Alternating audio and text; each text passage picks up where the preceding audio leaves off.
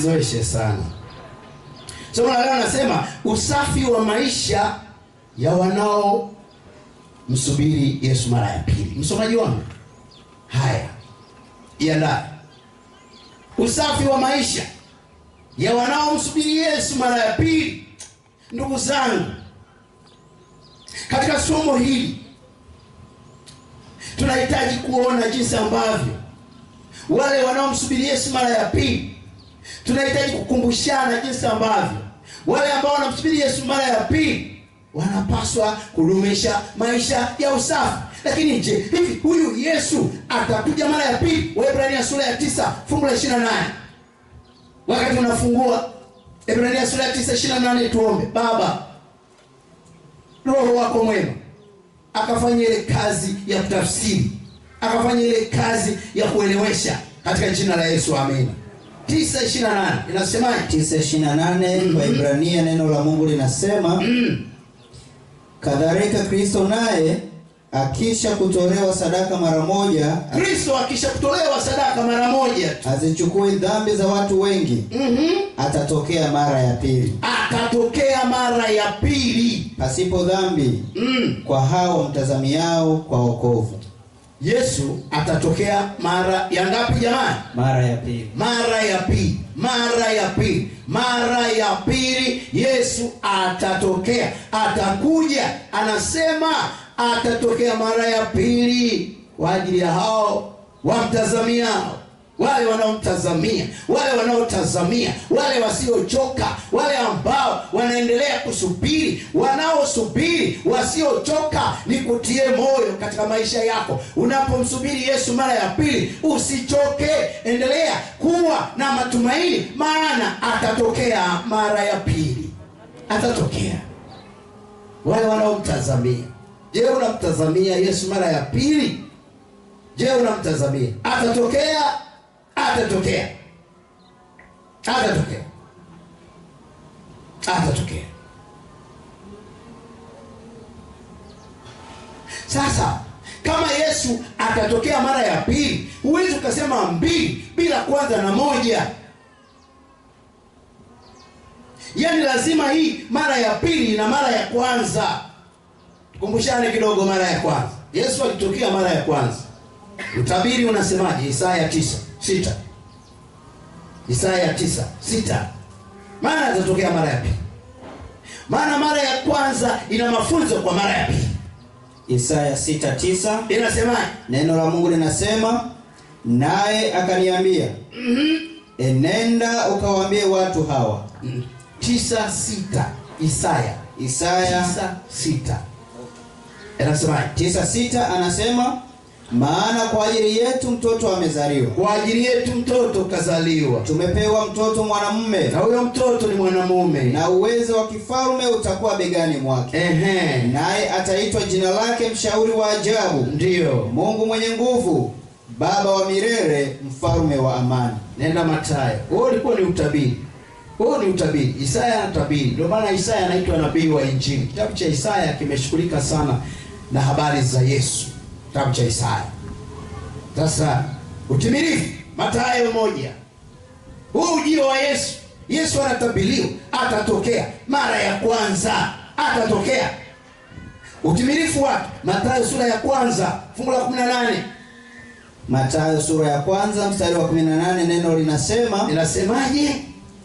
Anasema kuzaliwa kwake Yesu Kristo kulikuwa hivi. Napenda hiyo story. Hebu simama kidogo hapo. Napenda namna Mathayo anavyoanza. Hasemi kuzaliwa kwa Kristo halafu akaanza kuelezea. Kwanza anatulia kidogo, anasema hivi, kuzaliwa kwa Kristo kulikuwa hivi. Yaani akisema hivi, kinachofuata ni full story ya namna alivyozaliwa. Napendezwa na hiyo. Hebu rudia kusoma hapo, nijifanye nasikiliza. Yaani wewe uwe unatoa story hiyo, halafu mimi nasikiliza. Hebu anza. Anasema kuzaliwa kwake Yesu Kristo kulikuwa hivi. Mariamu mama yake alipokuwa ameposwa na Yusufu, ndiyo, kabla hawajakaribiana, alionekana ana mimba kwa uweza wa Roho Mtakatifu. Endelea. Naye Yusufu mumewe kwa vile alivyokuwa mtu wa haki, asitake kumwaibisha, aliazimu kumwacha kwa siri. Basi alipokuwa akifikiri hayo, tazama, malaika wa Bwana alimtokea katika ndoto, akisema, Yusufu, mwana wa Daudi, usihofu kumchukua Mariamu mkeo, maana mimba yake ni kwa uweza wa Roho Mtakatifu. Naye atazaa mwana, nawe utamwita jina lake Yesu, maana yeye ndiye atakayewaokoa watu wake na dhambi zao. 22. Hayo yote ishia hapo katika ilo fungu la 21. Hiyo ni story. Tunapewa story ya utimilifu wa kuja kwa Yesu mara ya kwanza. Kuja kwa Yesu mara ya kwanza. Anatuambia kuzaliwa kwa Yesu kulikuwa hivi. Tunaelezwa habari za mama yake Yesu, Maria. Wewe, Yesu alikuwa na mama. Maria alikuwa na sifa hii, alikuwa bikira mcha Mungu. Binti uliyeko hapa ambaye ni bikira, endelea kuwa hivyo, endelea kutunza ubikira wako. Ni jambo zuri sana linalompendeza Mungu. Tunza ubikira wako. Huyu mwanamke alikuwa bikira na mcha Mungu. Kwa sababu ya ucha Mungu wake ulipelekea awe bikira. Unafikiri huenda hakuna watu waliomsemesha katika wakati wake wa ubinti? Ninajaribu kufikiria, huenda alikutana na wasio waaminifu. Mariamu alikutana nao waliojaribu, lakini Mariamu hakukubali, maana ni mcha Mungu.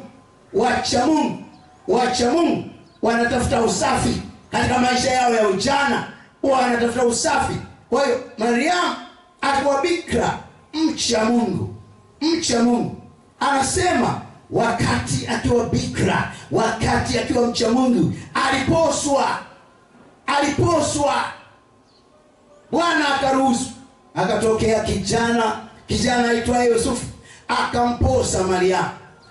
Bwana wasaidie mabinti zetu waposwe.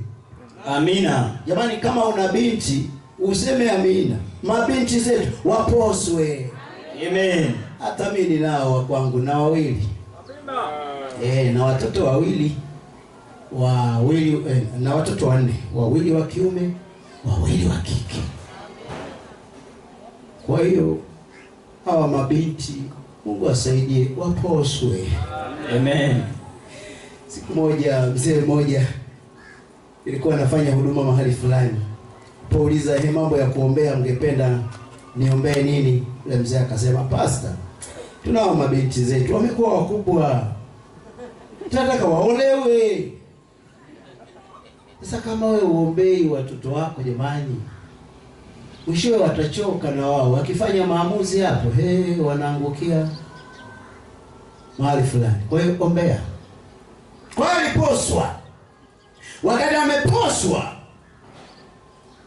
kuna neno moja linatumika hapo, kabla hawajakaribiana. Ni neno la tafsida kwenye Kiswahili, nimelipenda. Yaani limepunguza makali. Hapa ndani yake kuna makali hapa. Ukichokonoa hapo kwenye kukaribiana, kuna makali hapo. Kwa hiyo Biblia inasema kabla hawajakaribiana, mkaribieni Mungu naye atawakaribiani. Mariamu na Yusufu hawakukaribiana. Jamani, mlioko kwenye uchumba, kijana, usimkaribie binti. Kwa ule ukaribu ule. Usimkaribie. Binti usiruhusu kukaribiwa. Unajua ni wewe unaweza kukataa kukaribiwa. Ni wewe binti kabisa. Kataa kukaribiwa.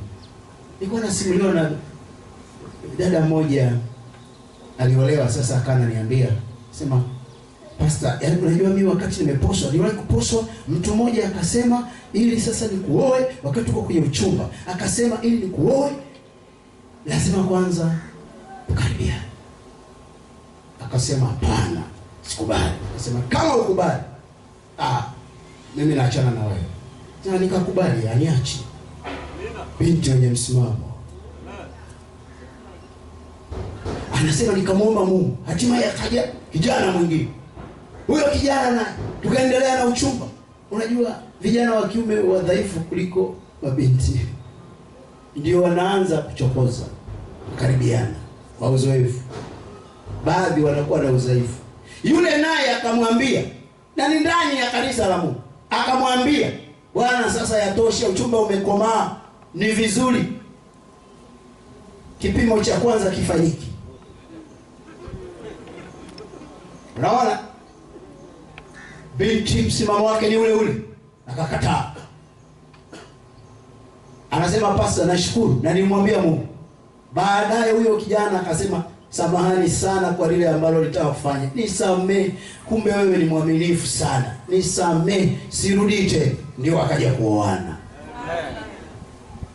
Kukaribiana. Kwa hiyo Mariamu hakuruhusu kukaribiana.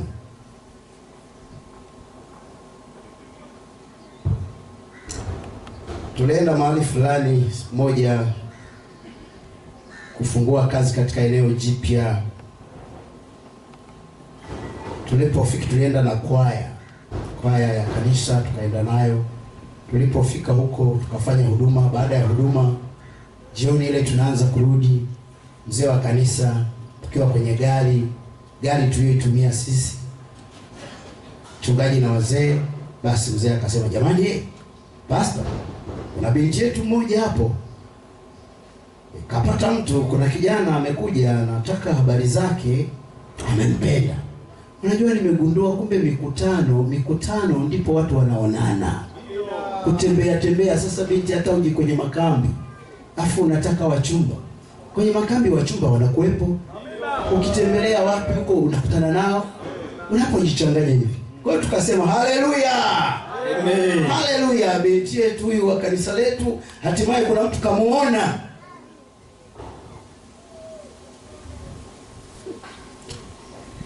Kwa hiyo Yesu alitoka mbinguni.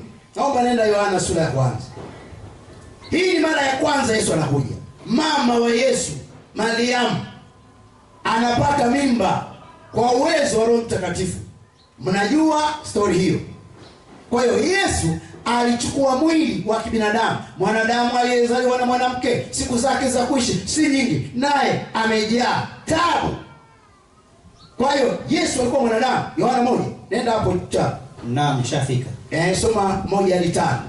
1 hadi 5, Yohana anasema, hapo mwanzo kulikuwako neno, naye neno alikuwako kwa Mungu, naye neno alikuwa Mungu. Huyo mwanzo alikuwako kwa Mungu. Vyote vilifanyika kwa huyo, wala pasipo yeye hakikufanyika chochote kilichofanyika. Ndani yake ndimo ulimokuwa uzima, nao ule uzima ulikuwa nuru ya watu. Nayo nuru yang'aa gizani, wala giza halikuiweza. Nenda 14. 14 anasema, naye neno alifanyika mwili, neno akafanyika mwili, akakaa kwetu, nasi tukauona utukufu wake, utukufu kama wa mwana pekee atokaye kwa Baba, amejaa neema na kweli. Nenda 12. 12 anasema, bali wote waliompokea aliwapa uwezo wa kufanyika watoto wa Mungu, ndio wale waliaminio jina lake. Hizo ni habari za Yesu kuja mara ya kwanza.